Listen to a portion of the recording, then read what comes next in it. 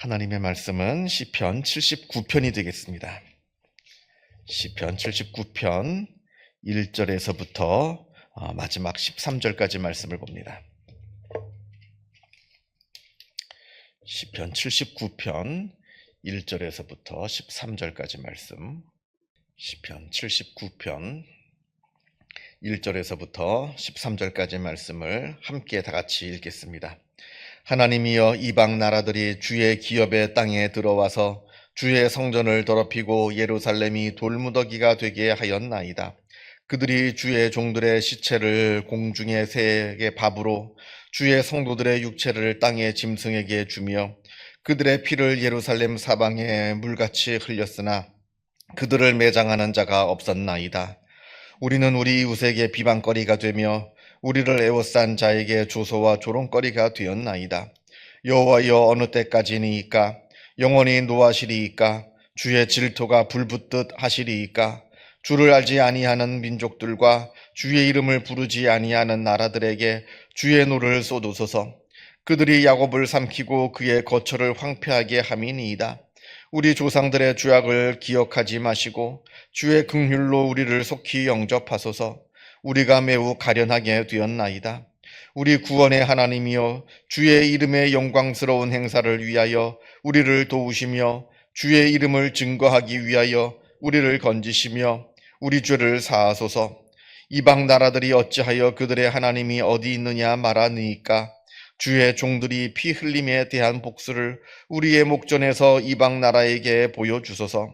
갇힌 자의 탄식을 주의 앞에 이르게 하시며 죽이기로 정하신 자도 주의 크신 능력을 따라 보존하소서. 주여, 우리 이웃이 주를 비방한 그 비방을 그들의 품에 7배나 갚으소서. 우리는 주의 백성이요 주의 목장의 양이니 우리는 영원히 주께 감사하며 주의 영예를 대대에 전하리이다. 아멘. 오늘 시편은 탄식시입니다. 특별히 공동체 탄식시입니다. 사실 공동체 탄식시와 개인 탄식시가 꼭 그렇게 구별되는 것은 아닙니다. 왜냐하면 공동체와 개인이라고 하는 것은 나뉘어지지 않기 때문에 그러합니다. 개인이 모이면 공동체가 되는 것이고요. 공동체를 다 이렇게 흩어놓으면 그게 다 개인이 되기 때문에 그러합니다. 아무튼 탄식시고요. 특별히 지금 오늘 시편 같은 경우에는 외국의 침략, 외적의 침략을 놓고 하나님 앞에 탄식하며 기도하는 그러한 내용입니다. 1절부터 3절까지를 보게 되면 아주 끔찍한 장면들을 너무나 사실적으로 묘사를 해놨습니다. 예루살렘이 성전이 파괴되고 폐허가 되고 그리고 수많은 사람들이 아주 잔혹하게 죽임을 당하게 되고 하는 그 모습들, 그리고 그 죽은 사람들을 매장하지도 못하고 있는 그러한 아주 끔찍한 상황들이 이렇게 묘사되어 있습니다. 지금 너무나 무섭고 끔찍한 일이 벌어진 겁니다. 그리고 이렇게 무너져가고 있는 이 이스라엘을 바라보면서 주변의 여러 이웃 나라들이 이스라엘을 비방하고 조롱하고 그러고 있습니다. 하나님을 또 조롱하고 이 모습을 바라보면서 또 하나님 앞에 탄식하면서 기도하고 있습니다. 지금 하나님의 백성입니다. 이 이스라엘 백성들은 하나님의 백성인 이 이스라엘 백성들이 하나님을 믿지 않는 외적에게 침략을 당해가지고 지금 무너지고 있는 겁니다. 지금 하나님으로부터 아무런 도움을 받지 못하고 있다. 지금 이것을 놓고 하나님 앞에 간절한 마음으로 탄식하고 있는 겁니다. 어떻게 하나님의 백성들이 하나님에게 아무런 도움을 받지 못하고 이렇게 처참한 일을 당할 수가 있는 겁니까? 5절 말씀에 보면 하나님께 이 시편 기자가 아주 간절한 마음으로 탄식하면서 기도하는데, 여호와여, 어느 때까지니까? 영원히 노하시리이까? 주의 질투가 불붙듯 하시리이까? 이렇게 하나님께 기도합니다. 이 기도의 5절 말씀을 보면서 우리가 추측하기로는 이 재앙의 원인, 이 끔찍한 사건이 벌어지게 된 이 원인이 다른 곳에 있는 것이 아니라 이스라엘 안에 있다는 겁니다. 이스라엘의 죄 때문에 이러한 엄청난 일이 벌어지고 있다 하는 것을 우리가 추측할 수가 있습니다.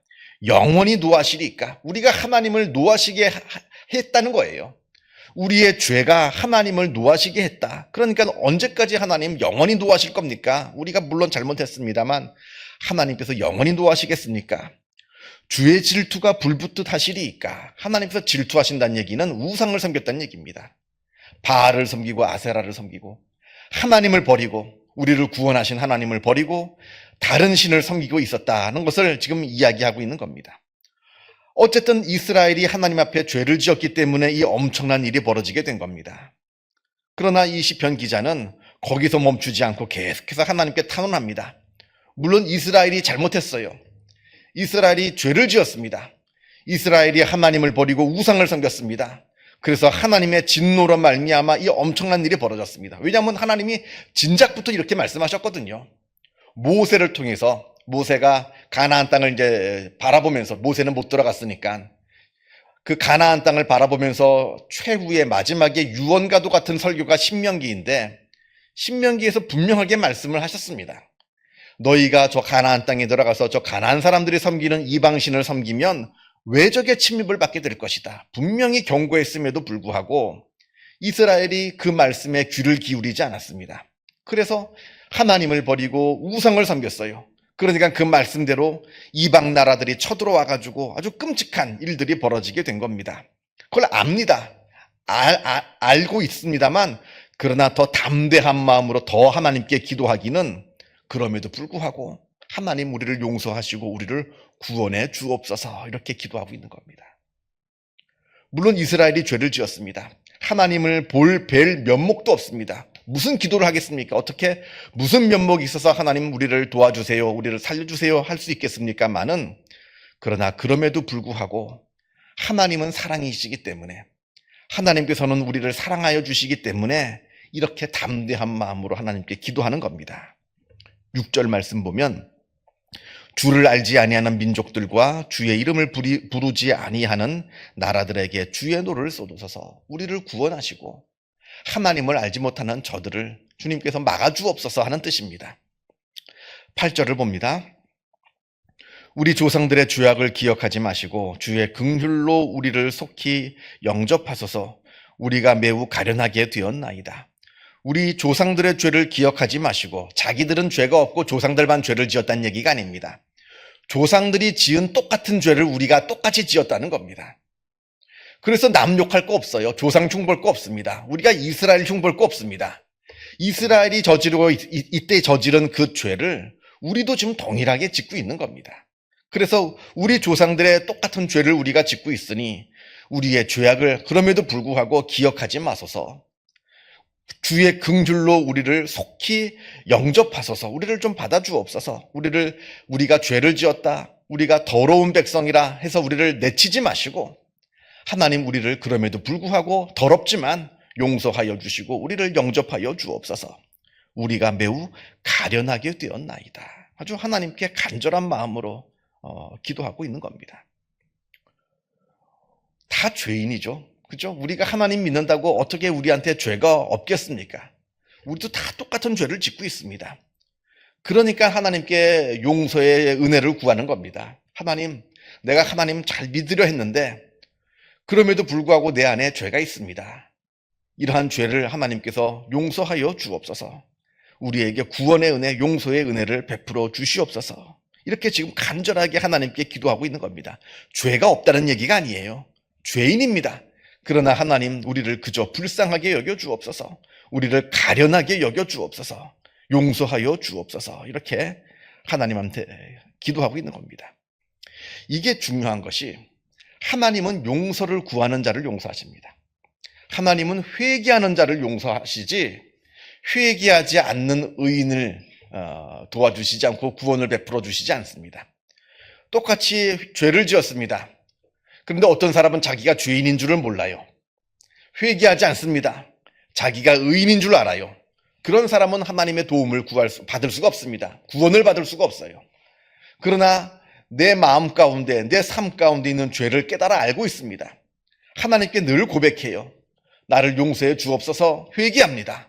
하나님께서는 그 사람의 죄를 용서하시고 그 사람을 도와주시고 그 사람에게 구원을 베풀어 주신다는 겁니다. 그래서 내가 얼만큼 내 죄에 대해서 민감하게 반응을 하느냐, 얼마나 하나님 앞에 내어놓고 하나님께 용서를 구하고 있느냐. 여기에 우리의 신앙의 모습이 달라진다 하는 겁니다. 자, 그리고 여기서 우리가 한 가지 기억해야 될 것이 있는데요. 믿는 사람에게도 고난은 있다는 겁니다. 이스라엘은 하나님의 백성이잖아요. 하나님께서 이스라엘의 하나님이 되어주셨습니다. 그럼에도 불구하고 이스라엘은 큰 고난을 당했습니다. 그게 무슨 자기들이 저지른 잘못 때문에 당한 고난이든 아니면 이유를 알 수 없는, 무슨 이유인지 나는 죄를 지은 것 같지 않은데 이유를 알 수 없는 애매한 고난이든 하나님을 믿는 사람들에게도 고난은 있다는 거예요. 하나님, 내가 이렇게 하나님 잘 믿고 하나님 말씀에 이렇게 순종하고 있고 그런데 왜 나에게 이런 고난이 옵니까? 그리고 저 하나님을 알지 못하는 저 아무개 저렇게 못된 짓 하면서 아주 남을 속여가면서 살던데 저 사람은 저렇게 잘 살고 아무 고난도 없고 그런데 왜 나에게는 이런 고난이 옵니까? 우리 주변에 흔히 일어나는 일들입니다. 고난이 있어요. 그 이유는 우리가 정확하게 알지는 못합니다. 물론 내가 잘못해서 당하는 고난도 있죠. 내가 죄를 졌기 때문에 하나님께 매를 맞는 그러한 고난도 있습니다만 때로는 나는 잘못을 저지른 것이 그런 잘못을 저지른 적이 없는데 그럼에도 불구하고 나에게 다가오는 고난이 있다라고 하는 겁니다. 이게 현실이에요.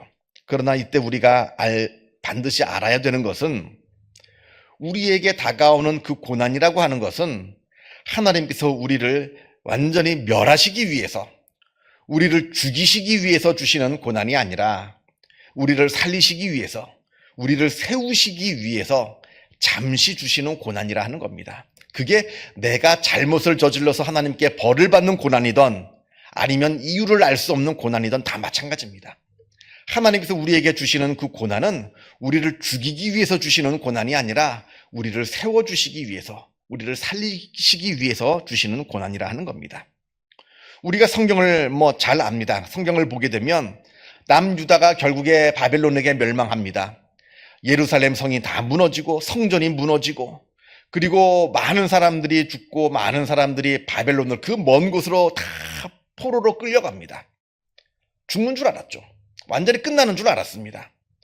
자기들도 그렇고 이스라엘 백성들도 그렇고 아니 저 먼 바벨론으로 끌려갔는데 어떻게 이 이스라엘이라고 하는 나라가 다시 세워질 수가 있겠어요. 완전히 그렇게 역사 속으로 사라지는 거죠. 그리고 주변에 있는 나라들도 그렇게 생각했습니다. 그런데 놀라운 것은 70년 포로 생활이 끝나게 되자 하나님께서 바벨론을 페르시아에게 멸망시키십니다. 그리고 바벨론을 멸망시킨 그 페르시아 왕 고레스가 칙령을 내려서 지금 바벨론에게 포로로 잡혀온 이스라엘 사람들은 다 고국으로 돌아가라 하는 놀라운 이 말도 안, 정말 이거는 세계사적으로 있을 수 없는 일이 벌어지게 됩니다. 그래서 다시 고국으로 돌아와서 다시 이스라엘을 세우는 그 모습을 바라보게 됩니다. 바벨론에게 멸망당했을 때는 완전히 끝나는 줄 알았죠. 그러나 그것을 통해서 결국에는 이스라엘 백성들이 더 온전하게 세워지는 그러한 놀라운 역사가 있었다라고 하는 겁니다. 이건 우리의 고난도 마찬가지예요. 우리가 고난을 당하면 하나님 어디 계십니까? 왜 우리를 돌봐주시지 않습니까? 하나님을 원망하고 싶은 마음도 있고 불평하는 마음도 있습니다만 그러나 그 고난을 통해서 분명한 것은 하나님의 놀라운 역사가 이루어진다는 겁니다. 그걸 우리가 믿는 거예요. 하나님의 능력을 믿을 뿐만 아니라 하나님의 섭리를 믿는 겁니다. 이 고난을 통해서 하나님의 더 큰 은혜가 우리에게 임하게 된다라고 하는 그 하나님의 섭리를 우리가 믿는 겁니다. 그걸 믿으니까 마지막 13절에 하나님을 찬양할 수가 있는 겁니다. 13절을 보면 우리는 주의 백성이요 주의 목장의 양이니 우리는 영원히 주께 감사하며 주의 영예를 대대에 전하리이다. 지금 일이 다 해결된 것이 아닙니다. 지금 엄청난 끔찍한 일들이 벌어졌어요. 내 주변에는 지금 내 현실은 아주 비극입니다. 그러나 그럼에도 불구하고 하나님을 믿는 겁니다. 하나님께서 지켜주시고 인도하여 주시고 하나님께서 모든 것을 다 회복시켜 주실 것을 믿기 때문에 맨 마지막 13절에 하나님을 찬양하면서 그러면서 이 시편이 79편이 마무리 지게 되는 겁니다. 참 어려운 얘기죠. 어려운 얘기입니다. 고난과 어려움이 있는데 어떻게 하나님을 찬양하고 하나님을 원망하지 않고 오히려 감사할 수 있는가? 참 어려운 얘기입니다만, 그러나 여기에 우리의 신앙의 성숙도가 결정나는 겁니다. 하나님을 알지 못하는 사람들처럼 조그만 고난이 왔다고 하나님을 원망하고 불평하는 것이 아니라, 그럼에도 불구하고 하나님을 찬양할 때 하나님의 놀라운 역사가 이루어지게 된다 하는 것을 잊지 마시기를 바랍니다. 기도하겠습니다. 하늘에 계신 우리 아버지, 아버지의 이름을 거룩하게 하시며 아버지의 나라가 오게 하시며 아버지의 뜻이 하늘에서와 같이 땅에서도 이루어지게 하소서. 오늘 우리에게 일용할 양식을 주시고 우리가 우리에게 잘못한 사람을 용서하여 준 것 같이 우리 죄를 용서하여 주시고 우리를 시험에 빠지지 않게 하시고 악에서 구하소서. 나라와 권능과 영광이 영원히 아버지의 것입니다. 아멘. 자유롭게 기도하시기 바랍니다.